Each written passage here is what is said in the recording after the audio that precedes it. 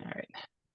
All right. Welcome, everyone. Thank you for watching. My name is Andy Miller, and I'm the operations manager for the tennis, pickleball, and padel brand Lotto in the US.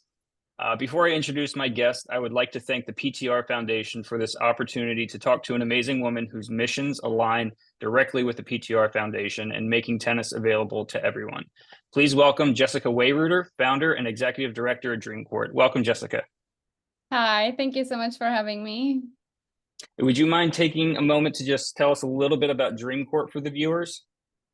Yeah, so Dream Court is an adaptive tennis program that serves clinics, practices, tournaments, and social events for children and adults with physical and intellectual disabilities. Awesome. Okay. So, Jessica, it is a privilege and honor on behalf of the PTR Foundation. I would like to present to you the 2024 Billie Jean King Champions of Excellence Award. Not only are you receiving this award for your passion to build an environment for individuals with disabilities to learn the sport of tennis, but your program, Dream Court, will also receive a $5,000 grant from the PTR Foundation to continue to improve the lives of the people you serve. Congratulations, you and your team, for all that you do. You absolutely deserve this award. Thank you. Thank you so much. I'm honored and flattered, and we definitely will use the money for our athletes. Love it. Love to hear it. Now, if you wouldn't mind, I would like to ask you a few questions to help the viewers understand the importance of Dream Court and your vision. Let's start Yes. by what created your passion to build such a fantastic program for individuals with physical, developmental, and intellectual disabilities? Thanks for asking. So I originally wanted to combine my passion and my love for tennis and for community. And so I originally had started a consulting company to use sports for social and economic development. And in that time, I had a friend that had a ski accident. And as a result of that, he became quadriplegic. And that opened my eyes towards people with disabilities. What can they do? What can they not do? What can I do to fill that gap and help in a little way? And so all my background was in tennis. I played tennis all of my life. I played professionally. I played for college. I was assistant coach. I coached juniors.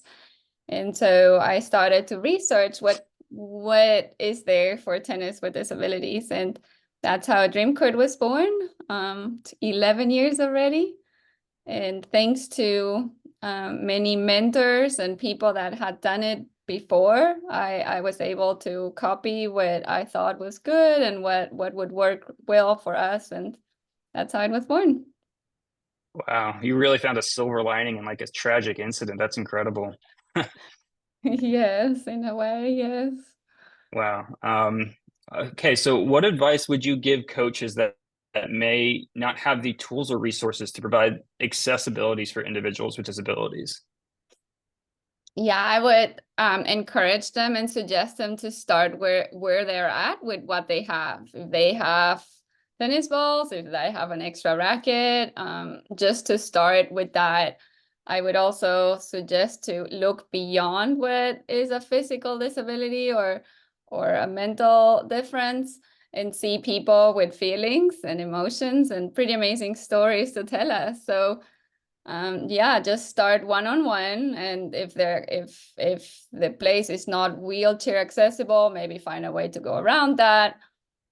And if they don't have a sports wheelchair, start in the regular chair or just on their day-to-day wheelchair and build it from there. I think we cannot change everything at once, but if we start little, one by one, we can make progress.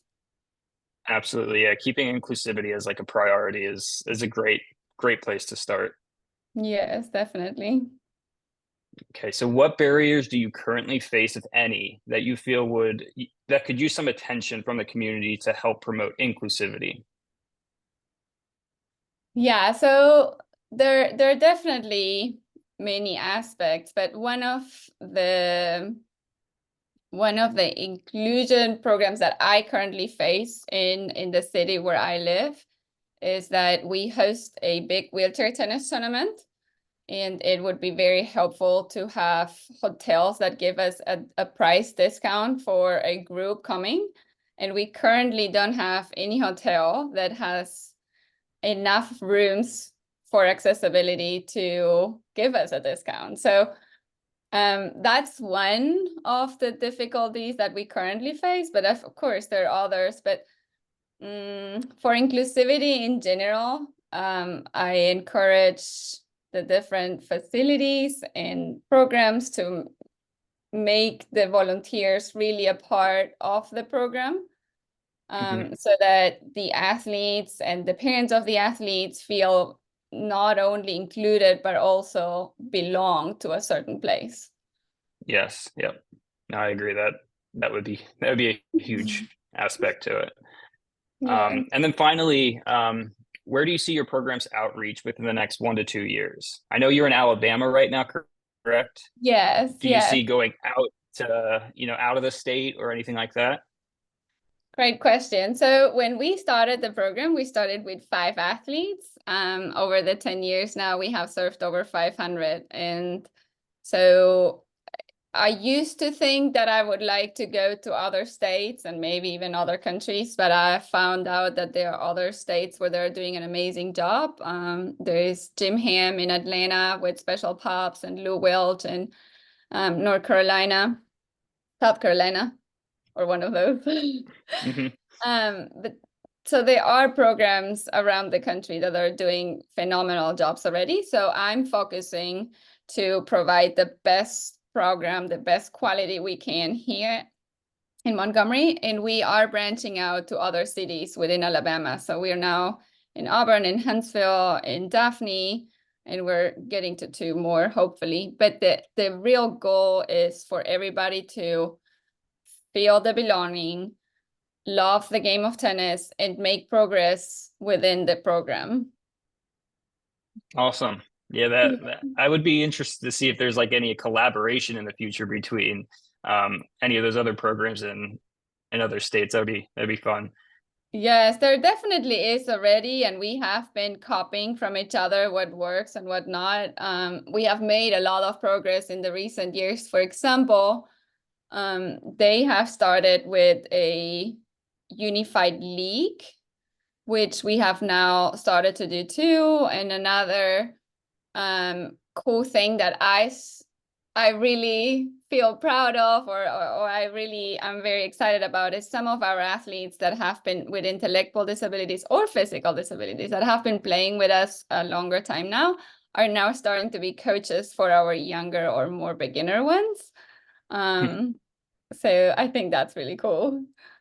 That's amazing. Absolutely. Well, I don't want to take up too much of your time. I know you're pretty busy, so I do want to thank you for your time and your contribution to a population of the community that deserves inclusivity and accessibility that we sometimes take for granted. We can all absolutely learn a thing or two from you. So thank you for your time. Thank you so much for your time, and for the PTR Foundation for allowing us to continue doing this, and for their financial support. Thank you. Appreciate it. Bye.